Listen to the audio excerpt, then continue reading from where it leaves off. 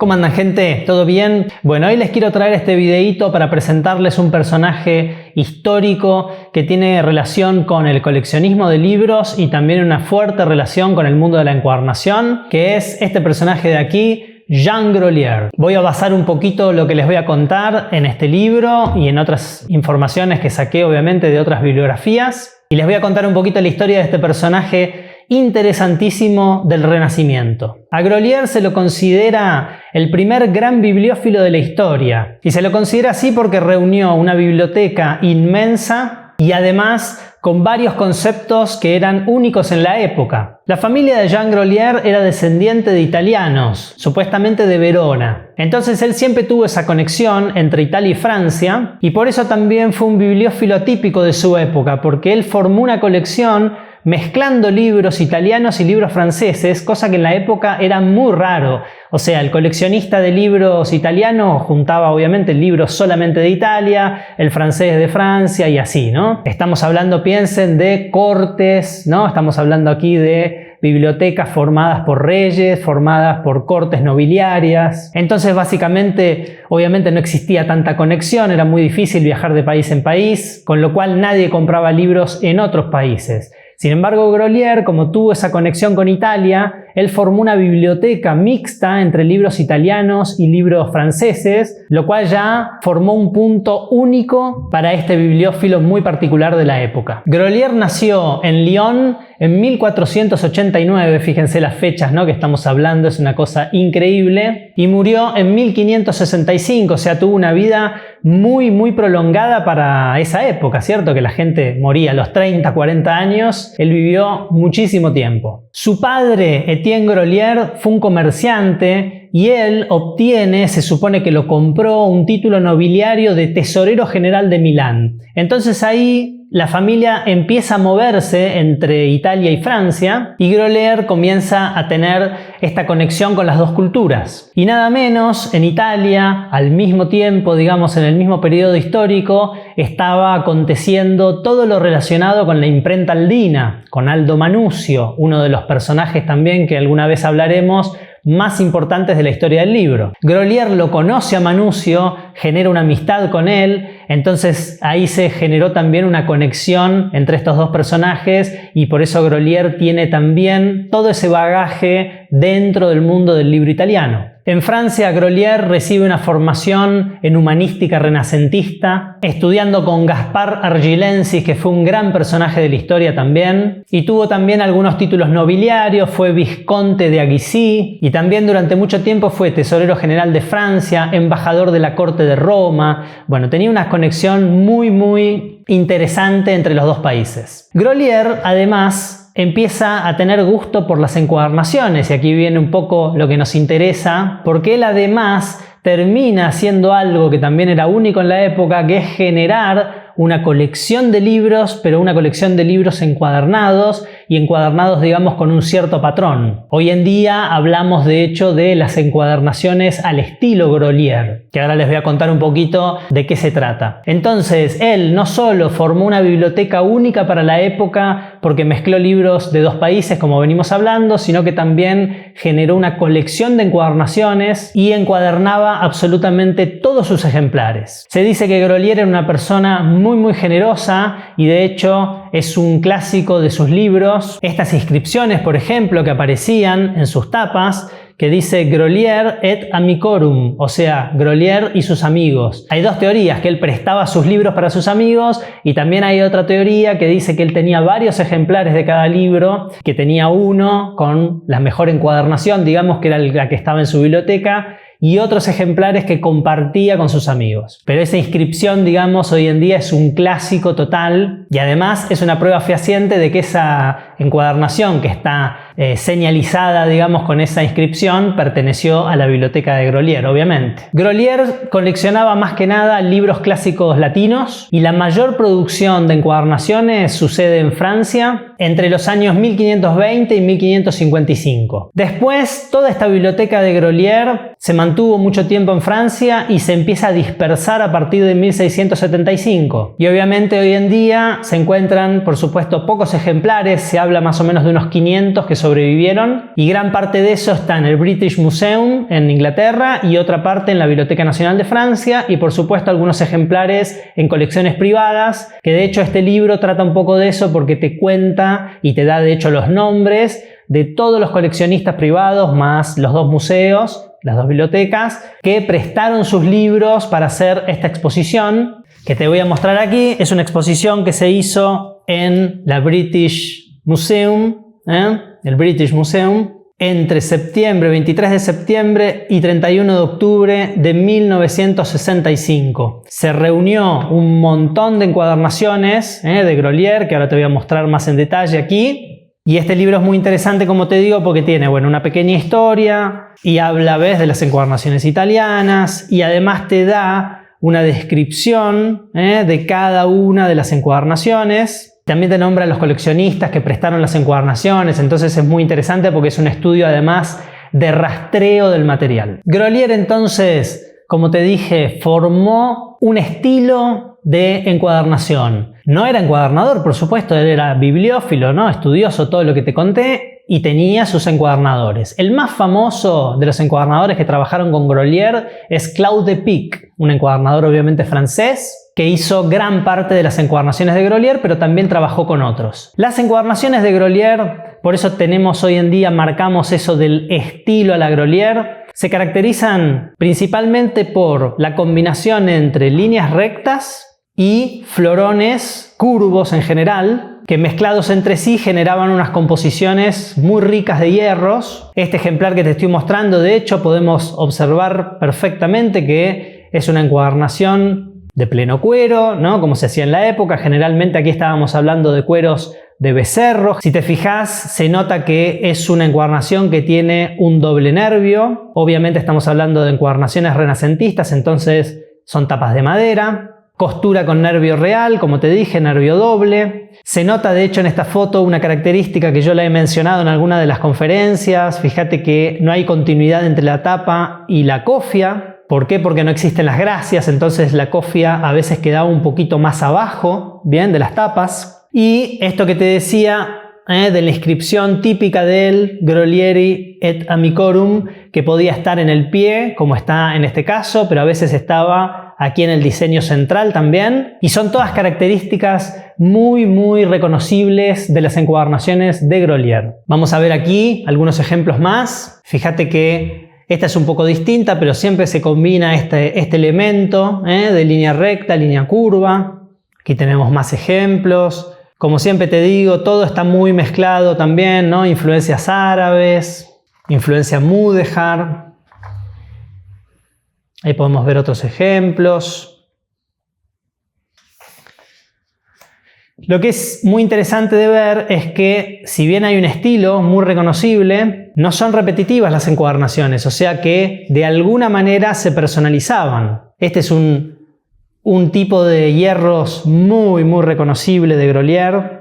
Aquí podemos ver esto que te decía, cómo está la inscripción en la parte central de la encuadernación en este caso. Este sería, yo lo llamaría un Grolier así bien clásico. Fíjate, líneas rectas, todo un delineado, un triple marco de línea recta. Después los florones típicos haciendo esquina, del lado de afuera, del lado de adentro. Un florón que está compuesto seguramente por 2, porque este es uno, este es otro y ese es otro. Y después esa combinación de línea curva en la parte central. El de al lado también, ves, es muy similar también. Algunos hierritos ahí en el lomo. Bueno, todas cosas muy reconocibles del trabajo de Grolier. También más inscripciones centrales, con la inscripción de Grolier en el pie. Pero ves que se reconoce fácilmente cuando uno empieza a ver trabajos de él. Se reconoce ese patrón de este tipo de encuadernaciones. Esto es para que te des un poquito una idea. Esta encuadernación, por ejemplo, que está aquí en la tapa, es otro estilo también, que ya es un estilo mucho más arquitectónico de los últimos años, que también es muy reconocible en la colección de Grolier, que aquí podemos ver algo de eso en este ejemplo. Y después también hay una serie de encuadernaciones ya más de las últimas épocas, en las que se empiezan a combinar otros elementos, por ejemplo, mosaicos. Si bien esta foto está en blanco y negro, aquí ya aparecen mosaicos de cuero también. Fíjate que aparece puntillado en dorado. Ahora te voy a mostrar otros ejemplos de hierros. Es súper interesante. Y esto te quiero mostrar un poco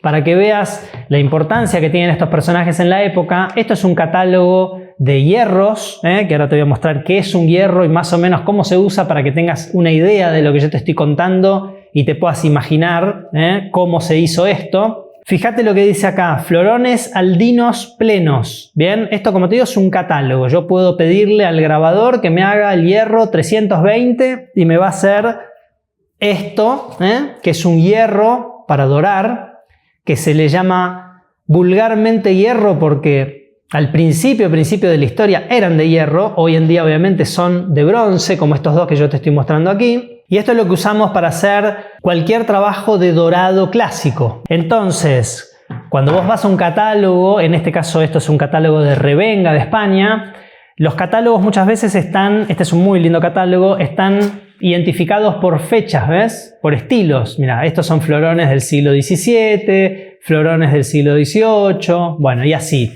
Y tenemos una parte que son los florones aldinos, que ¿a qué refiere? A Aldo Manusio. Y obviamente, como te dije antes, Aldo Manusio está totalmente conectado con Grolier. Entonces, Grolier de alguna manera toma ese diseño que hacía Aldo Manusio para su imprenta, ese típico diseño de Manusio.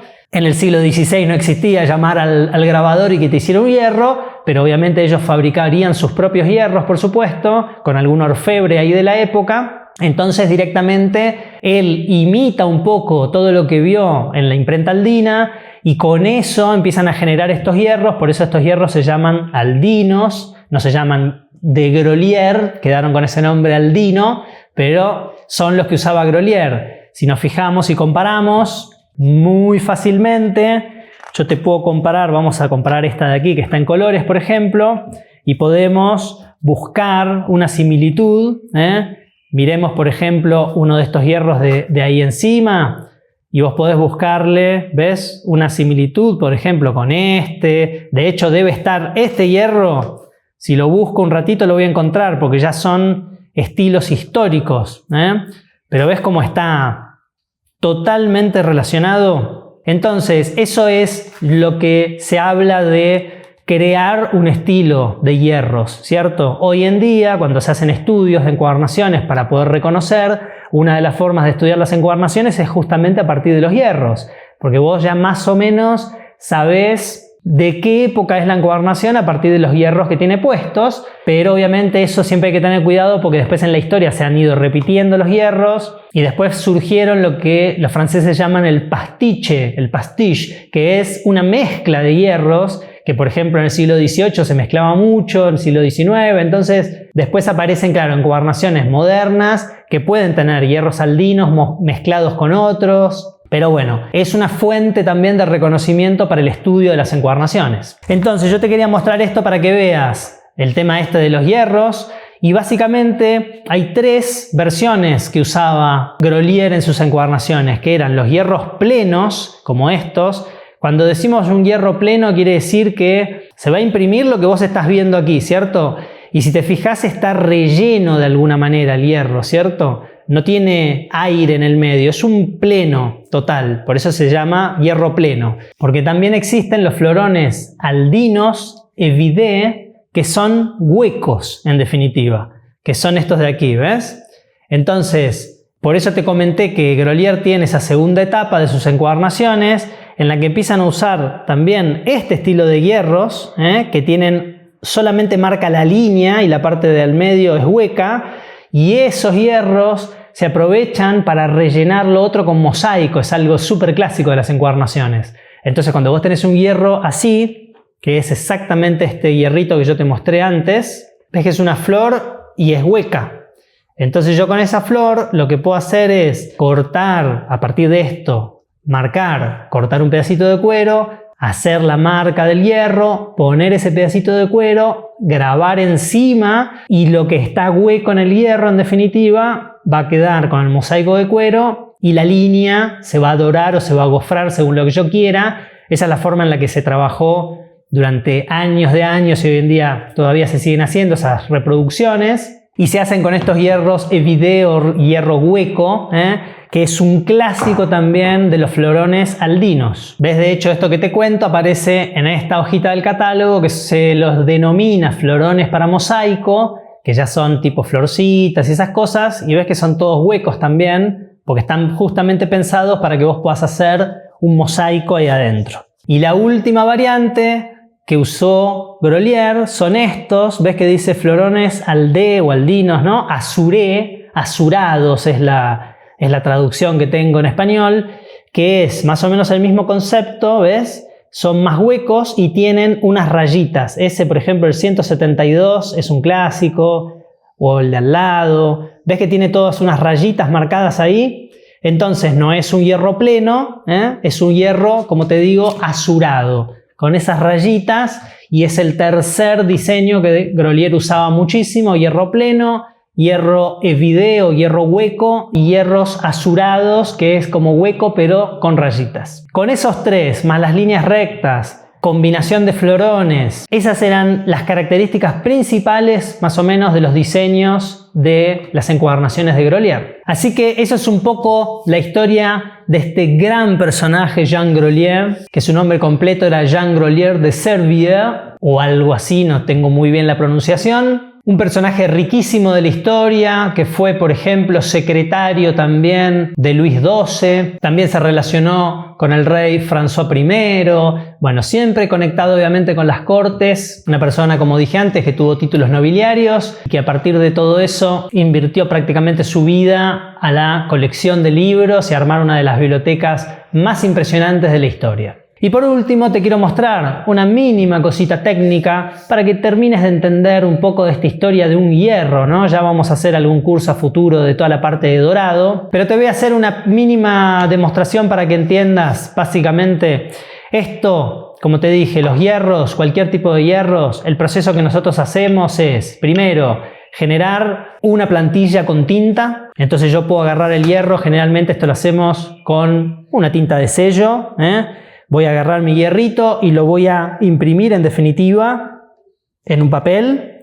Entonces, a partir de eso yo puedo armar todo un diseño, bien, repitiendo hierros, haciendo estas conexiones, ¿no? Que te mostré, línea recta, curva, lo que a uno se le ocurra, se arma todo el diseño en una plantilla de papel. Después ese diseño, todo esto es en frío, ¿cierto? Con tinta solamente. Pero también en esta época se usaba poca plantilla, por eso esa es una de las cosas fundamentales y muy reconocibles de estas épocas, que hace que este tipo de diseños sean, entre comillas, desprolijos, bien, comparado con lo que se hace hoy en día con un trabajo de dorado. En esta época lo que se hacía era poner directamente el mordiente, que en general era clara de huevo, el mordiente más tradicional para dorar. Se ponía directamente todo encima de la tapa de cuero, o sea, se pintaba todo con clara, después se cubría todo con pan de oro encima y se doraba directamente, que se dora calentando el hierro en un hornito, y se doraba directo encima. Entonces básicamente quedaba como quedaba. El dorador tenía un poco la técnica de ir siguiendo las marcas que produce el hierro contra el oro,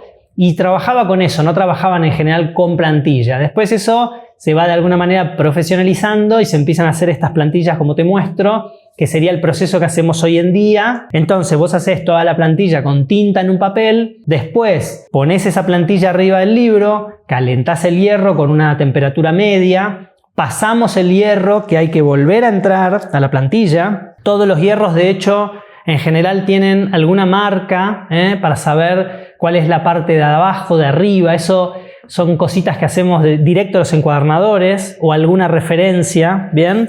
¿Por qué? Porque yo tengo que poder volver a poner este hierro sobre la huella todas las veces que necesite. Entonces yo tengo que volver a entrar aquí sin salir de la huella y entrando en el mismo lugar, ¿cierto? Para que obviamente no me genere una doble impresión, ¿ves? Ahí yo volví a entrar y ves que no marqué una segunda impresión, no se me corrió la impresión. Entonces, la idea es pasar los hierros, como te dije, a una temperatura media, quedan marcados en el cuero, después vuelvo a pasar con una temperatura media también, medio baja, vuelvo a marcar todo, Después voy a poner mordiente, que como te dije, en esta época se ponía mordiente en todo el libro. Modernamente ponemos mordiente solo adentro de las huellas. Ahí después viene el oro y ahí viene el hierro realmente caliente para hacer que el mordiente actúe y pegue el oro en la huella. Y después, digamos, vendría una última etapa de limpieza. Eso para que te des una idea de lo que es un trabajo de dorado, que es un trabajo infernal, además de que hay que tener mucha práctica, lleva mucho tiempo para hacer un buen trabajo. Así que nada, les quería presentar este personaje importantísimo de la historia. Como les dije recién, es tan importante para el mundo del libro en general, del coleccionismo. Está además relacionado, como dijimos antes, con Aldo Manusio, uno de los primeros impresores, de los grandes impresores de la historia. Y también obviamente tiene una influencia enorme en la parte de armar una colección dentro de tu colección de libros, una colección de encuadernaciones, de personalizarlo con ciertos hierros, todos conceptos que hoy parecen muy comunes, digamos, pero estamos hablando de una persona que vivió en el 1500. Y por último, yo siempre que hablo de encuadernación francesa, que hablo mucho de encuadernación francesa, con estas cosas uno puede empezar a entender por qué los franceses tienen la tradición que tienen, ¿cierto? Porque ya tenían un personaje en 1500 que ya encuadernaba, que ya traía este concepto de tener encuadernaciones únicas, de tener una colección. Entonces estamos hablando de gente que conserva una tradición de encuadernaciones desde hace 500 años, con lo cual obviamente todo lo que pasa en Latinoamérica, que por supuesto nuestra historia es muchísimo más reciente, como todos sabemos, es lógico que este tipo de oficios no tengan una tradición fuerte y por eso, como les digo, un país como Francia conserva, que obviamente es mérito de ellos de haberlo conservado en el tiempo también, pero conserva esto, tiene una escuela como la Estienne, que es una escuela terciaria que uno sale del colegio secundario y puede entrar a la Estienne, que está fundada en 1889. Entonces son cosas que hacen la diferencia y que por eso Francia sigue siendo hoy en día el bastión tanto en impresión de libro contemporáneo como en la parte de encuadernación. Así que nada, te dejo todos estos datos, podés seguir investigando, googlealo. De hecho existe por ejemplo en Estados Unidos, que te lo voy a poner por aquí, el Grolier Club, o sea una biblioteca que lleva el nombre de Grolier y que es especializada, tiene una colección de más de 100.000 ejemplares, que hacen muchos eventos. Te voy a dejar también por aquí la página para que la puedas ver.